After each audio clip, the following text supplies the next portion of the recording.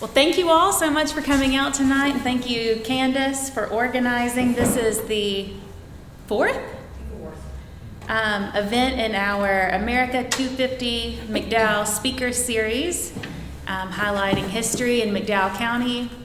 Thank you to Candace Workman.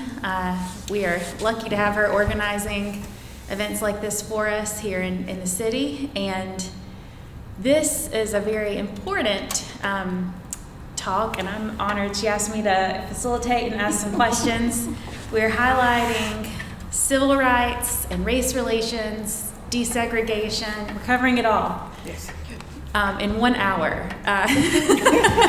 Or less. Or less. And we're also highlighting West Marion Inc. tonight, a Black-led nonprofit organization which started here in the county in 2018. And their mission is to enhance the quality of life for our residents and overcome racial barriers by building bridges in McDowell County. They do this by showing compassion, advocating for policy and systems change, promoting economic development, and sharing resources. They offer monthly forums for both Marion and Old Fort, as well as the Racial Health Equity Forum and a book club tonight.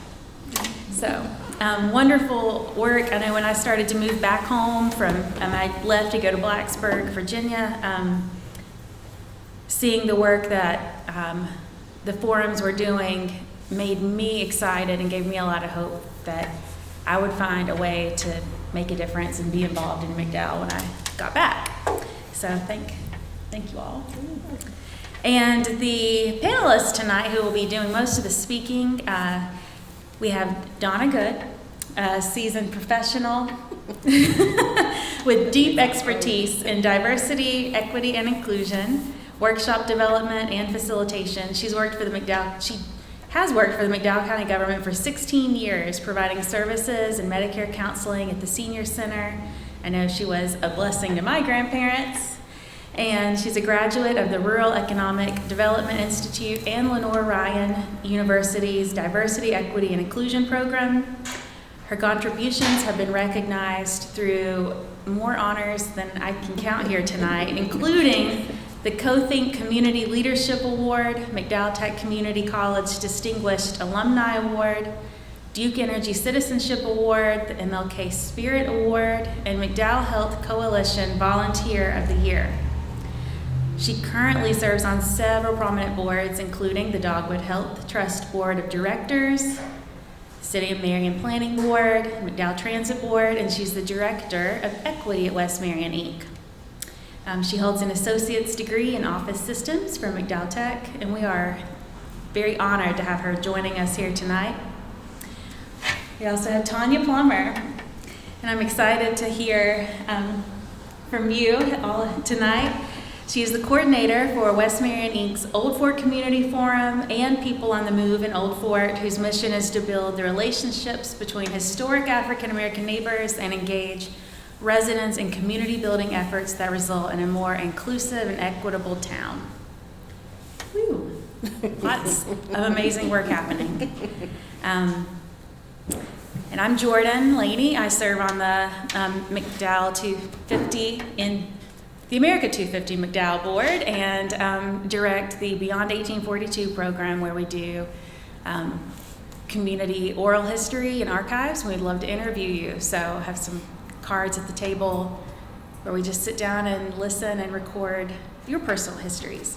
But we're going to get started with a very broad question, and you can take this in any direction that you feel works best for what people in the future need to know about McDowell.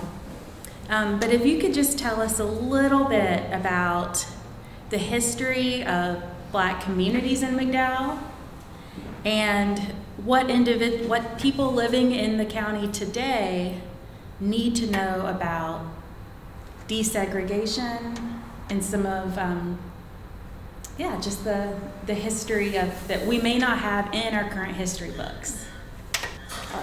All right, Tonia can take that. I can talk about Old Fort. There are two historically Black communities in Old Fort.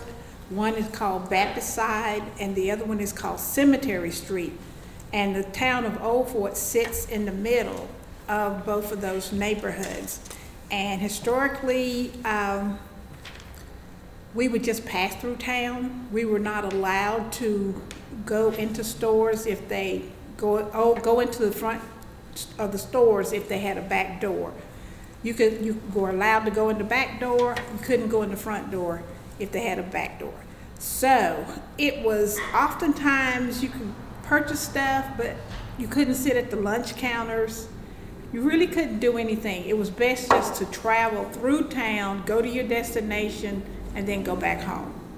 Sundowners, you had to be out. You were out of town before the sun set, and so it was taught to us that we just had to follow the laws, follow the directions that were taught to us by our families, that what to do, what not to do, so that we could stay out of trouble and would not create any hardships on our families, break any laws or things like that. So it was almost like fear that they put into us, because it was taught to them to fear just walking through town. You didn't know what was going to happen when you walked through town. So that was pretty amazing and also kind of scary growing up. So you would stay in your communities, you would create families, create friends in your community, but you always stayed with your own people, which were the black people in those communities. You didn't need to add. So I was born after desegregation and all of those things. But West Marion, the West Marion that we know as the predominantly black neighborhood, once was a very tight-knit community until the bypass came through and divided our entire community. We were promised a footbridge that we never received. So most of the people that attend our community meetings now are former people that lived in that area, and they had to move away because we were dispersed. So we had businesses, we had beauty salons, we had stores, we had little snack shacks and all of those things. So there were business owners. It was a thriving community, but the bypass came through and divided it. So now we're trying to come back together to right the wrongs that's gone on since before I was born. Like I said, the bypass was after I was born, but the segregation and things of that nature. So that's where we're at right now with it.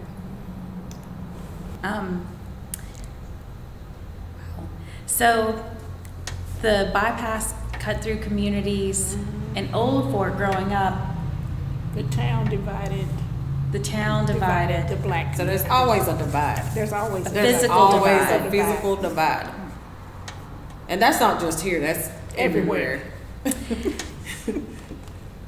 But we've had a few, like the photo behind us, folks who work to bridge those divides in different ways. And so getting in some about the school systems. Yeah.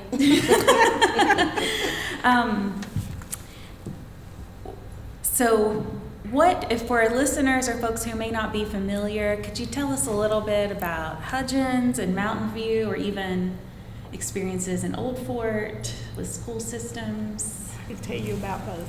Oh, yeah. Okay, I'm a child of the 50s. Mr. Joyner, there was a protest in town on Main Street with some of the children protesting on a Sunday, in August of 1950. They wanted to save the school. The school was called the Catawba View Grammar School. It was a wooden school, one room, but it was in the neighborhood, and families in that area built that school, maintained that school. But the county Board of Education decided that the school had to go and be demolished. So they did a protest on that Sunday. Fast forward to 1955, there were 5 children wanted to integrate Old Fort Elementary School. So Mr. Joyner heard about the kids going down because a lot of the older folks, a lot of the men backed out because they were afraid. And some of those men lost their jobs at factories because they were involved in that protest. But Mr. Joyner, who was getting ready to go to work at the Oteen VA hospital, he took off his work clothes, put on his Sunday best suit, and he went with the children and to the steps of the school. There was a large crowd of white people standing around. But at the time, the superintendent, which was Mr. Taylor, met them on the steps and told them that integration has not started yet. That was in 1955, 1 year after Brown versus the Board of Education. Mr. Joyner stood up.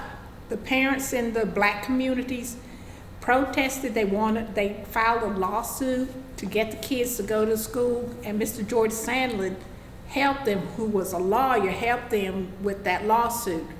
But it took 10 years after 1955, 1965, before the county actually desegregated the schools. So I started school at Mountain View, first grade through the 9th grade. And the experiences that we had were, we didn't know that, other schools existed. We had children coming from Spruce Pine. They were bused from Spruce Pine to go to Mountain View. They were bused from Nebo and Dicesville to go to Mountain View. So it was a diverse group of people, kids coming from all over McDowell County just to go to that one school, that one black school. And so the thing that really hit home to you is when you would get school books that had maybe 2 names in them before you got them, and they were considered new to us. We rarely got new textbooks. We rarely got new textbooks. As far as band instruments, no. But they did what they could, and we learned because our teachers really cared about our education. And then in the 9th grade, my last year at Mountain View was in the 9th grade. 10th grade, I started at Old Fort, and that was shocking to me. I wasn't prepared. No counseling. No one giving us directions. We were just thrown in the mix, and we was either you sink or you swim. And so it was shocking. We weren't prepared. It was a different setting, different teachers. They did not have any black teachers in high school at all. They were all white. So for me, that was shocking. They didn't even consider the teachers at Mountain View to flow into the schools to help the kids assimilate into the schools. And that to me was a hard stop for me. It was like they pressed pause on my life in the 10th grade. And I had to just you made your own way. And you had to feel out whether they liked you or they didn't like you. And I was bused from Old Fort from the 1st grade through the 9th grade. And we were bused to Marion for all those years. Wow. I wanted to add something. Because the Hudgens Mountain View folks just had a reunion. They all came together, and something that I learned that the black teachers had to have a higher accreditation than the white teachers. So whenever they did start teaching at the white schools, they learned that they were more qualified than the white teachers, but they weren't treated as if they were more qualified. So it's always that you got to run faster, jump higher mentality. And be better. And be better. Yeah. So Yeah. I just want to interject Excellent. that. Yeah. Wow. And that's a lot. Thanks for sharing. It is a lot. So I was going to say, Hudgens and Mountain View, for folks that aren't familiar, I've also heard about the fire and the fathers going on strike, or the parents, until the children could go back to school. There was a fire? Yeah, there was a fire, Mm-hmm. but I'm not sure And which the- school it was, but the Okay. gym part burned. So the building that we have now, part of it's gone because it did catch fire. That was the gym. That and was the gym. cafeteria. Mhm. Yeah, the gym and the cafeteria caught fire. And do you want to share a little with, so while we're talking about schools, some exciting things are happening with schools. About, if folks in the room aren't familiar with the plans for the school, kind of what's happening there? Okay, yeah. So I guess I could go back to, I'm gonna Yeah. go back to Rewind. 2016. So 2016, KB Reynolds Charitable Trust came into McDowell County with their Healthy Places Initiative, and they were looking for communities to kind of see what the issues were that's around, like the social determinants of health, like housing, childcare, healthy eating, active living. And they decided to do that pilot in West Marion, the West Marion that we know as the predominantly black neighborhood, because they were told that our folks didn't want anything better. But now fast forward to 2025, people see that we did want better. They had 6 listening sessions, and then after the 6th session, we decided that we was gonna keep it going. So from 2016, we just had like community meetings every month. We always have a hot meal. We always provide childcare, and they're not just for black folks. All of our meetings are inclusive of everybody, because it's gonna take everybody to change the world. It takes us all, because we all want the same basic things. We want life, love, happiness, health, and wealth. All of those things, that's common. And so we did those meetings, and then we were successful, and other communities wanted to model our work. So Marion East started the first spinoff. So they started having meetings the same way we did, like once a month. And then Old Ford was the third spinoff. And then Old Ford had the specific focus because they had a work group, People on the Move. So that group took off and had a lot of traction. So in 2018, we became a nonprofit. So because we wanted to hold our own money, we didn't want other people like holding the purse strings for the work that we're trying to do. Mm-hmm. So we started with one half-time person, which is Paula Swepson. She's our executive director. She worked half-time, and then she became full-time. So fast forward to 2025, we have 13 employees now. So, and we've leveraged $10 million within that time frame to come into this county to do the work. All of our employees are paid a living wage. We shop local, like for food and stuff. We do all those things. We were instrumental in making sure that transit stayed regional, not regional, but local. Instrumental in a few things that people are not aware of. So I just wanted to put out a little bit of history of what, but the school was given to us. It was owned by Millwood now. Brow Hill Furniture owned it previously, and they used it for a finishing room. And once they sold Brow Hill, the folks that had it, they were using it for storage. They decided that they didn't need it, and they called the mayor and wanted to give it back to the city. Well, we have a great relationship with the city of Marion. They were actually our first fiscal sponsor, and the mayor said, no, give that back to the people it belongs to, give it back to West Marion. So we were gifted that building, and we're planning to turn it into a resilience hub. We had actually been writing a grant with the EPA around climate issues, because we wanted to be like a place where we can have a shelter as well. And everything that we wrote in that grant that we wanted for that building happened when Helene came through. And there was a lot of disparities during Helene. Some of our folks didn't feel safe going to the points of distributions. Some people were not welcome. We focused on the brown population as well.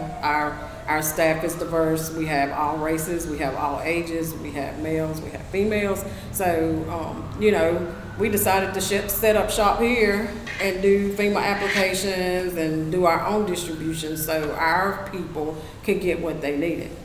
And You know, so that's just the way it is. So if that building would have already been in place, we could have been a shelter not only for our communities, but for the larger McDowell County. So the things that we're planning on having in there, behavioral health clinic, Party Hospital has already signed a letter of intent to put a behavioral health, primary care and a pharmacy in the building. We're planning on having child care. We'll have offices, of course. We've done all of this magnificent work for the past 10 years in our homes because we don't have offices. So we've done a lot of work. We rent a lot of spaces because, you know, to interact with the community, we have to have a space to do it, but we don't have it. So we'll have office spaces. We're planning on having a child care enrichment center, a commercial kitchen, and that's going to be like the first phase. We will have like a Black History Museum, a gallery walk to honor our ancestors and the alumni that's still here. Tonia's an alumni of that school. So this is a legacy project.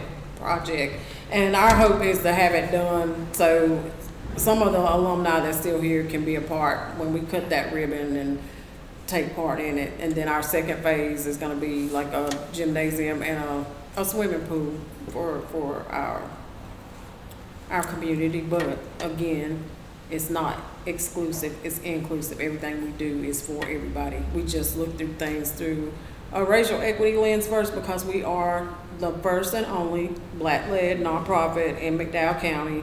We're women-led, so we catch a lot of flack, but we're here to make transformational changes. So that's what we're here for.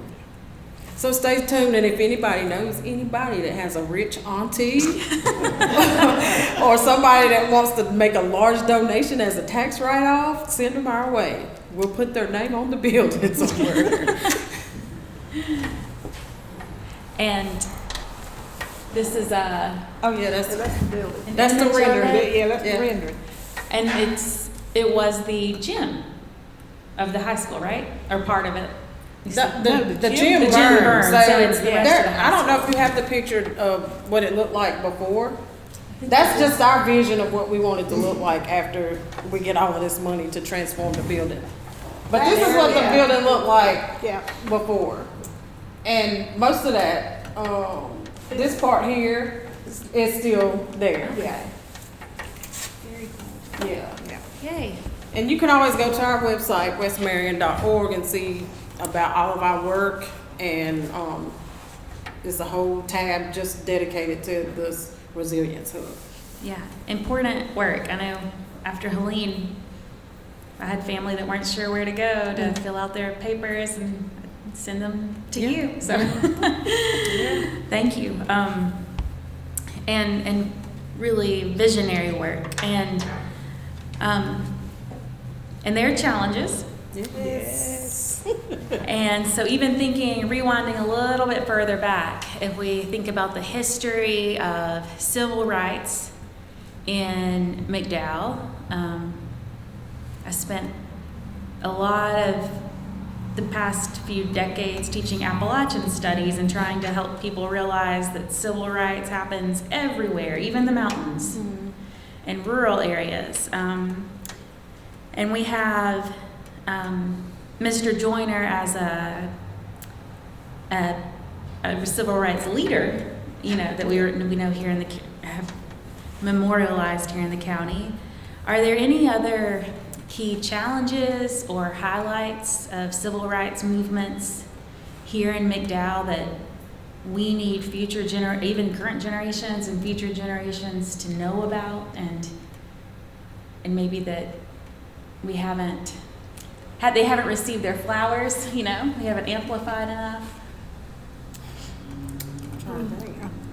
I think that one thing that's prominent is because the narrative, the history of the county, you only have a small portion of it.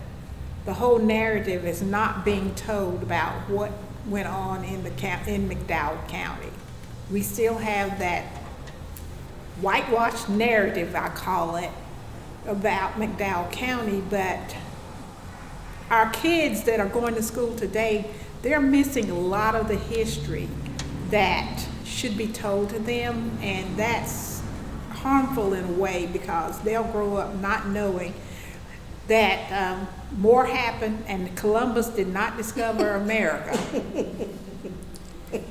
And that I call the United States a beautiful lady, all dressed in satin and silk, but she has dirty underwear. Oh. So that's how I think of it, because I mean, if you look at what we're going through today, there is a real live racial undertone in this area in our country, and I think we need to be bigger than that and step over that and let our kids know that the true history of America. And so that they should be able to read that. They should be able to learn that.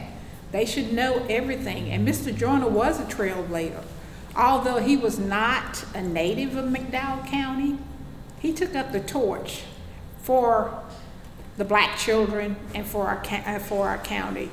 He was treated harshly. He was thrown into the fountain in Old Fort.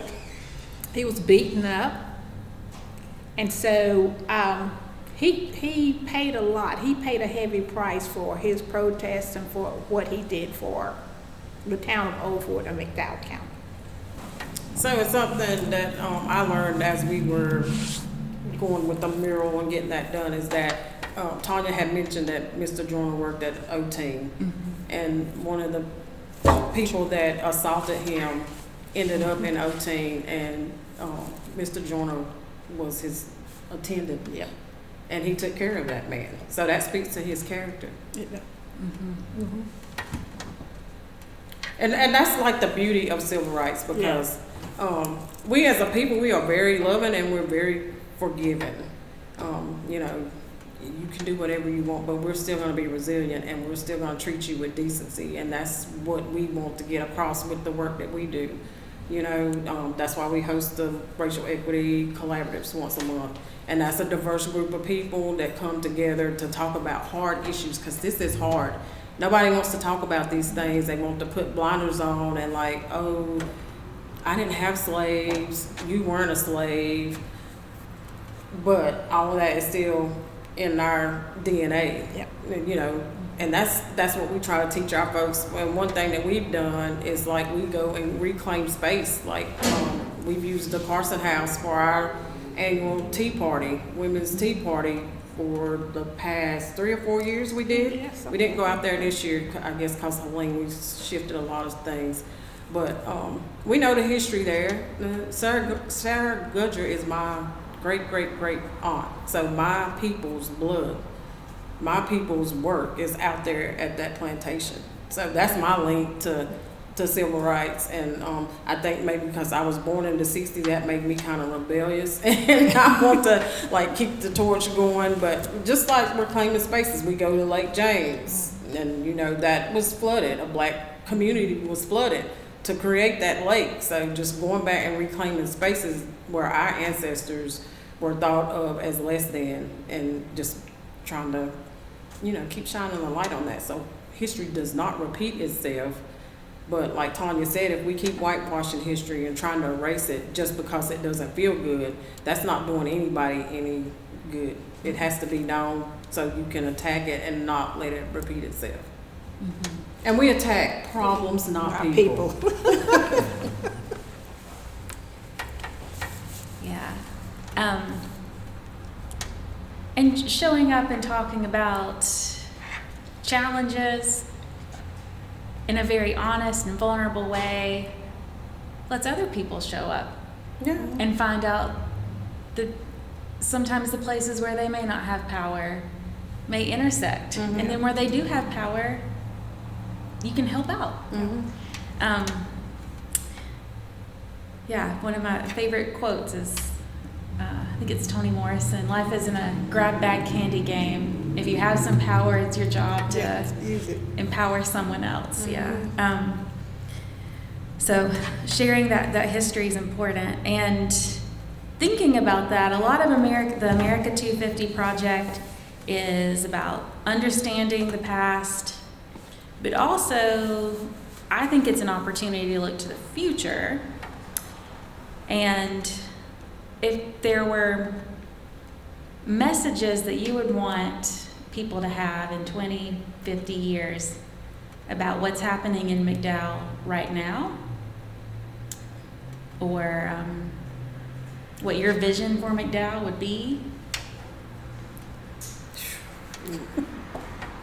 Big questions on a Thursday night. Yeah. What do people need to know, and then what would be kind of your dream for them? They need to know that we were here. I mean, we as a race, we're only 3% of McDowell County, and that's dwindling. But people need to know that we were here, that we fought to make this an inclusive space for everybody, not just for black folks, but for black, the brown, the white, for the poor, the unhoused, the housed, the wealthy, the poor. Like we are creating that legacy. So hopefully when we're gone and people are looking through the histories of McDowell County, they're going to remember that the folks that were the founders and kept West Marion Incorporated going, that we were here to make transformational change.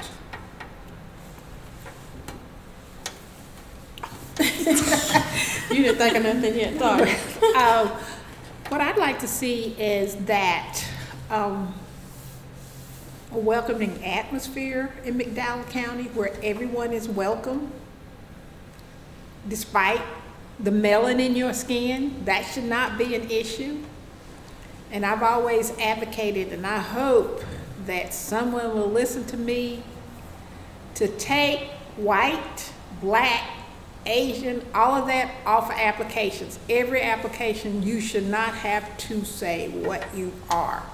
You should say, I am male or female. What the color of your skin should not matter on any application. That's what I'd like to see done away with, because that, to me, is a pure sign that it's a trigger to the people who you give the applications to. And it's like, okay, that's a black person. Do I want a black person in my unit? Do I want to choose this white person that may not have the same abilities as the black person, but you're going to diss the black person because of the color of his skin? He may be highly skilled, better than the white person, but you're going to go with the white person who has less skills. So that's what I'd like to see, that done away with. That to me is my passion, and it should never ever exist in this country. Because traveling overseas, I realized something. You are identified by your country of origin, not by the color of your skin. And that to me says something about America. We look at the people outside, but if you pull away the skin, everybody looks the same on the inside. We have all the same things on the inside. So that should not be an issue. So I hope that the kids in the future will realize that there's no difference between white, black, or any other one. There are a person, they just may look different on the outside than you are. Thank you. I'm sorry. And I have a quick follow-up question, because it's kind of McDowell related. You mentioned 3% and the number is dropping. Do you have thoughts on why that is? I can tell you why. Oh. I have thoughts as well. But Okay, after I finished high school and a year at college, my thought process was I did not want to work in a factory. And that is the only opportunity sometimes that was available for African Americans after the 60s. In the 70s, they could go work in the factories. Before then, they could not work at any factory. But the reason being that a lot of African Americans leave for better opportunities, better job opportunities in other places where they feel a little more welcome. And here in McDowell County, there's nothing to encourage the kids to want to stay, especially African Americans. You have to give them some incentive to stay. They don't want to stay where they're not welcome, and I can understand that. But moving away, finding a different opportunities where you can grow and flourish will probably be, it won't happen overnight, but unless we change the way we think in McDowell County, the way we give opportunities to kids in McDowell County, it's not going to change. And so one thing, people are not having as many kids. You know, the generations before mine, they had a lot of kids, and you can't afford it. So, I mean, you can't afford to have a lot of kids now. And, you know, with integration and then, you know, passing the loving where you could marry interracially, we have a lot of biracial children now.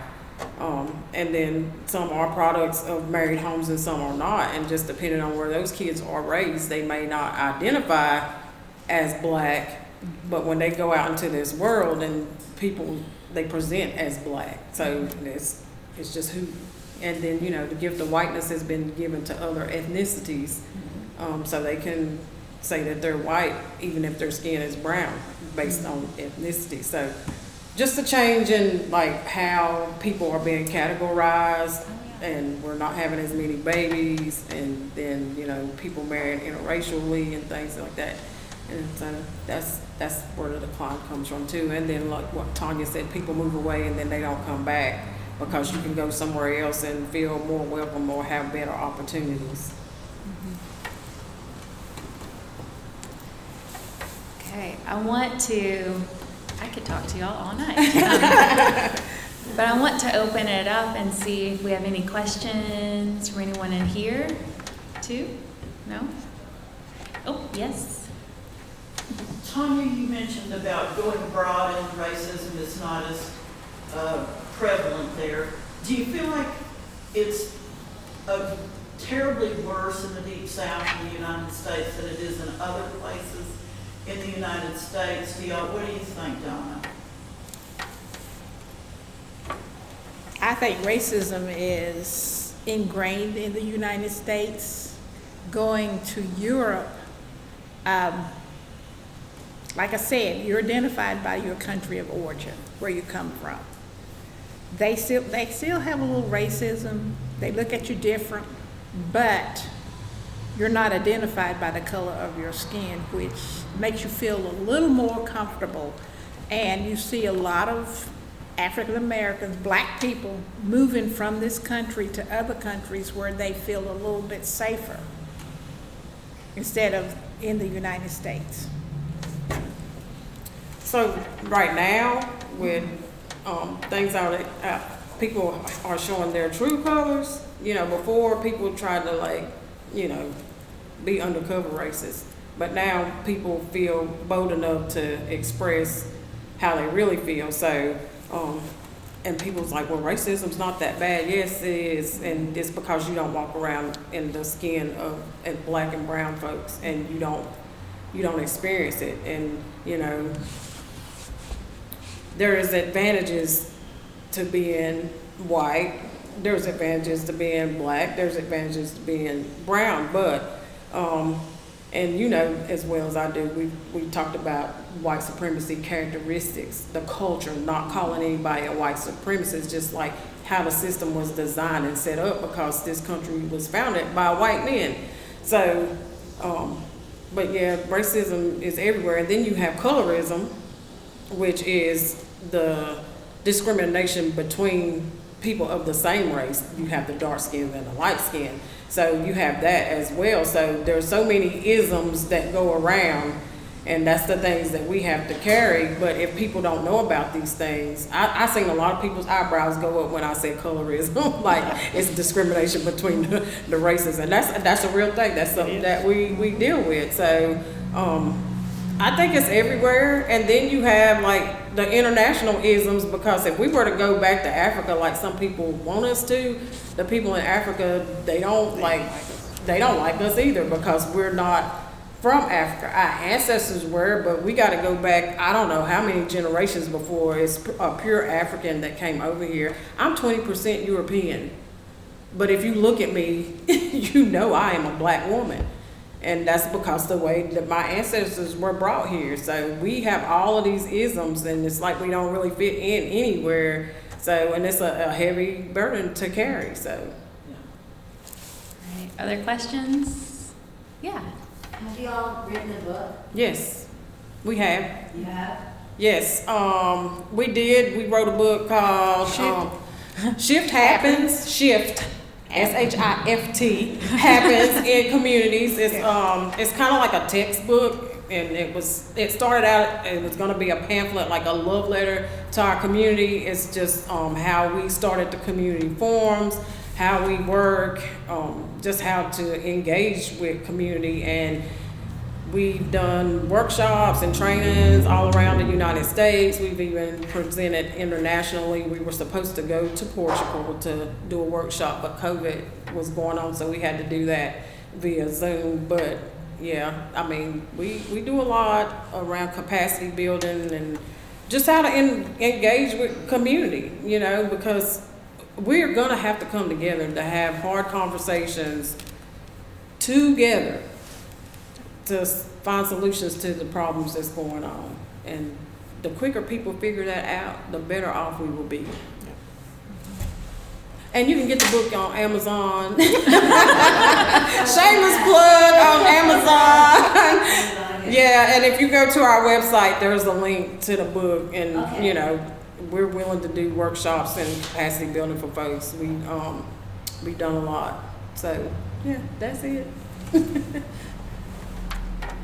right, other questions?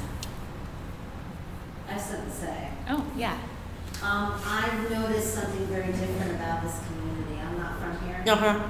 And I'm a New Yorker that lived in South Florida with a New York accent. And I'm a dominant female. Oh, And I'm treated very different. okay. Yeah, Yeah. It's not just skin color.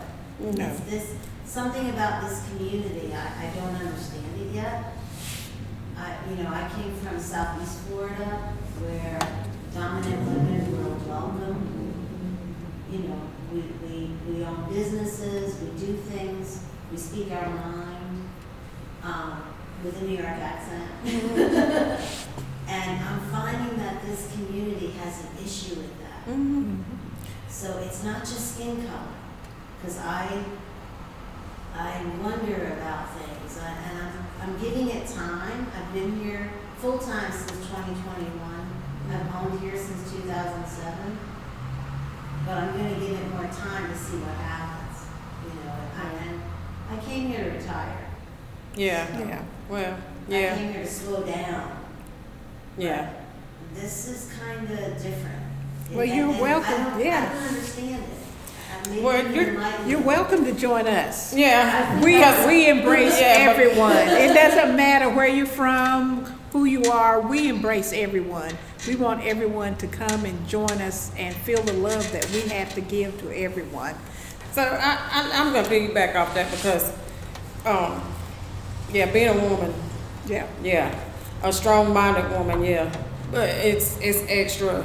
I know it's extra for me because I'm all of those things, and I'm a black woman. I've been told I'm an angry black woman often because I just say what needs to be said, and I have no fear in doing that. So I consider myself a civil rights leader because I'm going to share that history 101.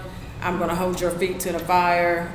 You know, a lot, like Jordan read some of my accolades. I've served on almost every board in McDowell County because they think they're getting to check the box off because, you know, before diversity, equity, and inclusion became buzzwords and bad words, everybody wanted to have at least one sitting at their table, and I was always that one, but I was not that quiet one. So, you know, I do have a little bit of a reputation of making good trouble, but good is my last name with an E, so that's extra. So, yeah, but like Tonia said, you're welcome. Like, we have a lot of events, and those events are inclusive. We found that you have to have events to trick people to come to get the resources that they need. You have to bring some joy to what's going on. You can't just have meetings and just talk to people and not have it be interactive and not have any kind of joy attached to it. Even when it's a hard topic, we always try to find a way to bring joy to address sensitive issues. So you're welcome at any time. You know, if you want to leave me your email address after this, I'll get you on our mailing list and you'll get invites to all of our things. And that's for everybody. Yeah. You know, everybody's welcome. Yeah, joy's a big part of healing. Yes, it is. Yeah, and gender in rural Central Appalachia could be a whole other panel. Yes, you could be on that panel. Yeah. When they do that one. Yeah, maybe next month, Candace.